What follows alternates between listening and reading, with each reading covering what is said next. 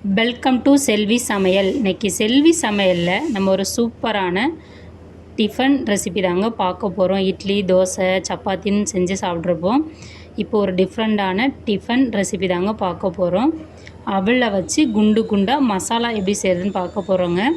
அவல் குண்டு குண்டு மசாலா அப்படின்னு சொல்லலாங்க. குண்டு குண்டாக இருக்கிறதுனால நான் அதுக்கு அப்படி பேர் வச்சுருக்கேங்க. வாங்க இப்போ நம்ம அவல் குண்டு குண்டு மசாலா செய்ய என்னென்ன பொருட்கள் தேவை, அதை எப்படி ஸ்டெப் பை ஸ்டெப்பாக ப்ரிப்பேர் பண்ணுறதுன்னு பார்ப்போம். ரொம்ப ஹெல்த்தியான பிரேக்ஃபாஸ்ட்டும் கூடங்க. ரொம்ப ஈஸியாக குயிக்காக செய்யக்கூடியதுங்க. வாங்க இப்போ நம்ம அவல் குண்டு குண்டு மசாலா செய்ய என்னென்ன பொருட்கள் தேவைன்னு பார்ப்போம். நான் இன்றைக்கி 200 கிராம் அவல் எடுத்திருக்கேங்க. அவல்லையே கெட்டி அவல், லேசான அவல் இருக்குது. நான் இன்றைக்கி லேசான அவல் தாங்க எடுத்திருக்கேன். அந்த அவலை ஒரு பிளேட்டில் ஒரு ஜல்லடை வச்சு சலிச்சிக்கிறேங்க. அதில் ஏதாவது உமிழ் மாதிரி இருந்ததுன்னா நம்ம இந்த மாதிரி சலிக்கிறப்ப வெளியாயிடுங்க. சலிச்சிட்டு அதை ஒரு பவுலுக்கு ட்ரான்ஸ்ஃபர் பண்ணிக்கிறேங்க. இதே மாதிரி நான் எடுத்து வச்சுருக்கிற 200 கிராம் அவளையும் சலிச்சிக்கிறேங்க. பாருங்கள், இப்போ நான் எல்லா அவளையும் சலித்து முடிச்சுட்டேன். இப்போ உங்களுக்கு செக் பண்ணி காமிக்கிறேன் பாருங்கள். நல்லா உமிழாக இருக்குது பார்த்தீங்களா? நான் எழுதுறதுல தெரியுதா உங்களுக்கு? இதனால தாங்க சலித்தேன். இப்போ நம்ம அவல் நல்லா சலித்து எடுத்தாச்சுங்க. 2 வகையான அவல் இருக்குங்க. லேசான அவல், கெட்டியான அவல். நான் இன்றைக்கி லேசான அவல் எடுத்துருக்கேங்க. அதனால் இதை ஒரு 10 நிமிஷம் ஊற வச்சா போதுங்க. தண்ணியில் வாஷ் பண்ணிவிட்டு. நீங்கள் கெட்டியான அவல் எடுத்திங்கன்னா 20 நிமிஷம் ஊற வச்சுக்கிங்க. நம்ம இன்றைக்கி லேசான அவல் தாங்க எடுத்திருக்கோம். இந்த அவலை 2லேருந்து 3 தடவை தண்ணி ஊற்றி வாஷ் பண்ணிக்கலாங்க. அதில் ஏதாவது டஸ்ட்டு இருந்தால் போயிடும். இப்போ நான் தண்ணி ஊற்றி வாஷ் பண்ணிவிட்டு எடுத்துகிட்டு வந்துட்டேன். நான் தான் உதிரியாக இருக்குங்க. நான் தண்ணி ஊற்றி வாஷ் பண்ணதுலேயே கொஞ்சம் தண்ணி இருக்குது. அதில் அவல் மூழ்கிற அளவுக்கு மட்டும் நான் தண்ணி ஊற்றிக்கிறேங்க. தண்ணி ஊற்றி நல்லா அவல் தண்ணியில் உள்ளே இருக்கிற மாதிரி மூடி வச்சு ஒரு 10 நிமிஷம் ஊற வச்சுக்கிறேங்க. இப்போ அவல் ஊற வச்சு 10 நிமிஷம் ஆகிடுச்சிங்க. இப்போ ஓப்பன் பண்ணி பார்ப்போம் வாங்க. பாருங்கள், எவ்வளோ புஸ் புஸ்ன்னு ஊறி வந்திருக்கு பார்த்தீங்களா? அவல் நல்லா மெருதுவாக ஊறி வந்திருக்குங்க. கையால் எடுத்து மசிச்சா நல்லா மசிஞ்சு வருது பாருங்கள். இந்த அளவுக்கு ஊற வச்சுருக்கணுங்க. லேசான அவளுங்கவும் சீக்கிரம் ஊறிடுச்சு. நான் இப்போ இதுக்கு தாளிப்புக்காக 2 பெரிய வெங்காயம் கட் பண்ணி வச்சுருக்கேங்க. 2 தக்காளி கட் பண்ணி வச்சுருக்கேன். இஞ்சி 1 ஸ்பூன் பொடியாக நறுக்கி வச்சுருக்கேன். 4 ஸ்பூன் எண்ணெய், 1 ஸ்பூன் மிளகாய்த்தூள், வரமிளகா 5, உப்பு சுவைக்கேற்ப, 2 ஸ்பூன் வெள்ளை உளுந்து, கருவேப்பிலை தேவையான அளவு, கடலை பருப்பு 2 ஸ்பூனுங்க. வாங்க இப்போ நம்ம முதல்ல ஊற வச்சுருக்க அவலை கையால் நல்லா மசிஞ்சு பிசைஞ்சிக்கலாம். நீங்கள் மிக்ஸி ஜாரில் வேணாலும் அரைச்சிக்கலாங்க. மிக்ஸி ஜாரில் அரைக்கிற அளவுக்கு ரொம்ப ஹார்டாக இல்லை அவல். நான் கையால் வச்சு மசிச்சாவே மசிச்சிடலாங்க. அதனால் நான் கையால் பாருங்கள், நான் எப்படி பிசைகிறேன்னு பாருங்கள்.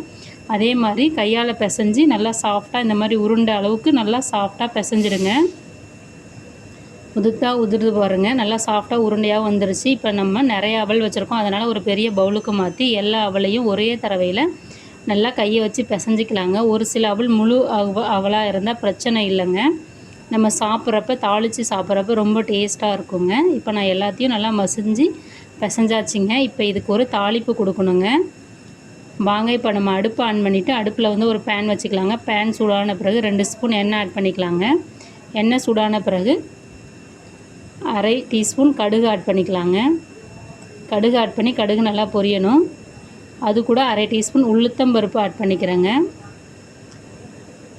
அரை டீஸ்பூன் கடலை பருப்பு ஆட் பண்ணிக்கிறேங்க. உளுத்தம்பருப்பு, கடலைப்பருப்பு ஆட் பண்ண பிறகு காரத்திற்காக வரமிளகா 6 மிளகா நல்லா கிள்ளி பொடியாக கட் பண்ணி ஆட் பண்ணிக்கிறேங்க. கருவேப்பிலை 2 கொத்து ஆட் பண்ணிக்கிறேங்க. இதை நல்லா கோல்டன் ப்ரௌன் கலர் ஆகிற வரை வறுத்துக்கிறேங்க. வறுத்த பிறகு நம்ம கட் பண்ணி வச்சுருக்கிற 2 பெரிய வெங்காயத்தில் ஒரு பெரிய வெங்காயத்தை இப்போ ஆட் பண்ணி கண்ணாடி பதம் வர வரை வதக்கிக்கலாங்க. தேவையான அளவு உப்பு ஆட் பண்ணிக்கலாங்க. நம்ம இந்த அவலில் சேர்க்குற அளவுக்கு நான் உப்பு ஆட் பண்ணிட்டேங்க இந்த டயத்துலையே. இப்போ நல்லா வெங்காயம் கண்ணாடி பத அளவுக்கு வதங்கி வந்துருச்சு. இப்போ இந்த தாளிப்பை நம்ம மசிச்சு வச்சுருக்கோம் பார்த்தீங்களா அவல், அதில் சேர்த்துக்கலாங்க. சேர்த்துட்டு சூடாக இருக்கும், அதனால் ஸ்பூனால் கிளறுங்க. கொஞ்சம் ஆறுனதுக்கு அப்புறமா கையை வச்சு எல்லா பக்கமும் இந்த தாளிப்பு ஸ்ப்ரெட் ஆகிற அளவுக்கு கையால் நல்லா மசிச்சு பிசைஞ்சு எடுத்துக்குங்க. இந்த மாதிரி உருண்டையாக பிடிச்சா ஒட்டுங்க கையில் அவல். அதனால் நீங்கள் தேவைப்பட்டால் எண்ணெய் கையில் தடவிட்டு உருண்டைகள் உருட்டலாம். நான் இப்போ எண்ணெய் தடவாமல் உருண்டை உருட்டுறேன் பாருங்கள். அழகாக உருண்டைக்கு வந்துருச்சு. லைட்டாக கையில் ஒட்டுது. அதனால் நான் எண்ணெயில் கொஞ்சம் கையை நினச்சிக்கிறேங்க. நினச்சிட்டு திரும்ப சின்ன சின்ன உருண்டைகளாக பிடிங்க. ரொம்ப பெரிய உருண்டைகளாக பிடிக்காதீங்க, வேகிறதுக்கு நேரம் எடுக்கும். நம்ம மசாலாவில் போடுறப்ப எல்லாமே உள்ளே ஸ்ப்ரெட் ஆகாதுங்க. அதனால் எவ்வளோக்கு உங்களால் சின்ன உருண்டைகளாக பிடிக்க முடியுமோ அது மாதிரி எல்லா உருண்டைகளையும் பிடிச்சி எடுத்துக்குங்க. இப்போ நம்ம உருண்டை பிடிச்சதை ஆவியில் வேக வைக்க போகிறோம். அதனால் ஒரு இட்லி பாத்திரத்தில் தண்ணி வச்சு மூடி போட்டு மூடிக்கலாங்க. அந்த தண்ணி கொதிக்க ஆரம்பிக்கிற டயத்தில் தான் நம்ம பிளேட்டில் உள்ளே வைக்கணும்.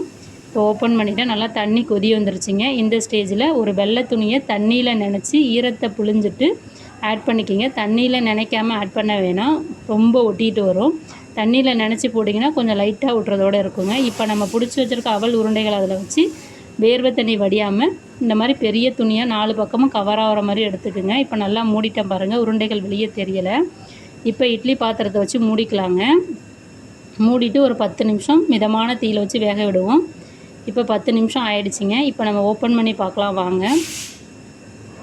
பாருங்கள், இப்போ அவல் உருண்டை நம்ம வச்சதோட சைஸ் கொஞ்சம் பெருசாக நல்லா உப்பி வந்திருக்கு. இப்போ சுட சுட பார்க்குறப்ப கொஞ்சம் ஈரத்தன்மை அதிகமாக தாங்க இருக்கும்.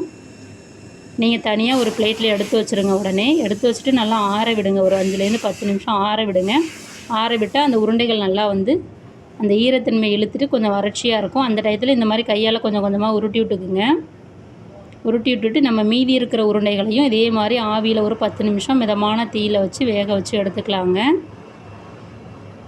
இதே மாதிரி இதையும் ஆற வச்சுட்டு உருண்டைகளை வந்து லைட்டாக கையால் பிடிச்சி விட்டுக்குங்க. அப்போ தான் நம்ம தாளிக்கிறப்ப உடையாமல் வரும்.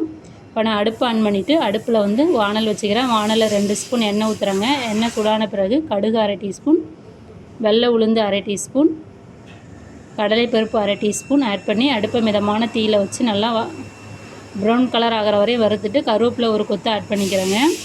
இப்போ மீதி இருக்கிற பெரிய வெங்காயம் வந்து சின்னதாக கட் பண்ணி வச்சுருந்தேன் பார்த்தீங்களா, அதையும் ஆட் பண்ணி கண்ணாடி பதம் வர வரையும் நல்லா வதக்கிக்கலாங்க.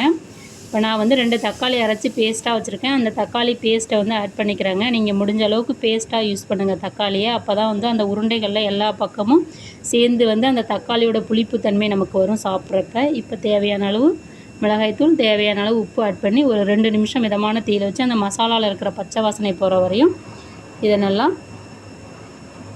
கிரேவியை நல்லா தயார் பண்ணிக்கலாங்க. இப்போ இந்த மசாலாவில் வந்து நம்ம ஆவியில் வேக வச்சு வச்சுருக்கிற அவல் குண்டு உருண்டைகளை வந்து சேர்த்துக்கலாங்க. சேர்த்துட்டு கிளறுங்க. கிளறுனீங்கன்னா உருண்டை உடையாது. நான் சொன்ன மாதிரி டிப்ஸை ஃபாலோ பண்ணிங்கன்னா கரெக்டாக உடையாமல் சூப்பராக வருங்க. இப்போ பாருங்கள், நமக்கு சூப்பரான சுவையான அவல் குண்டு மசாலா டிஃபன் ரெசிபி வந்து தயாராகிடுச்சிங்க.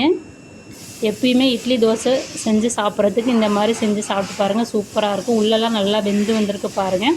இதே மாதிரி அந்த மசாலா கொஞ்சம் இருக்குது பார்த்தீங்கன்னா, அது கூட தொட்டு நீங்கள் சாப்பிட்டிங்கன்னா உங்களுக்கு எந்தவித சைடிஷ்ஷுமே தேவையில்லைங்க. நான் செஞ்சு சாப்பிட்டு பார்த்தேன், சூப்பராக இருந்தது. நீங்கள் செஞ்சு சாப்பிட்டு பார்த்துட்டு எப்படி இருந்ததுன்னு சொல்லுங்கள். நம்ம சேனலை லைக் பண்ணுங்கள், ஷேர் பண்ணுங்கள், சப்ஸ்கிரைப் பண்ணுங்கள், கமெண்ட் பண்ணுங்கள். Thank you very much.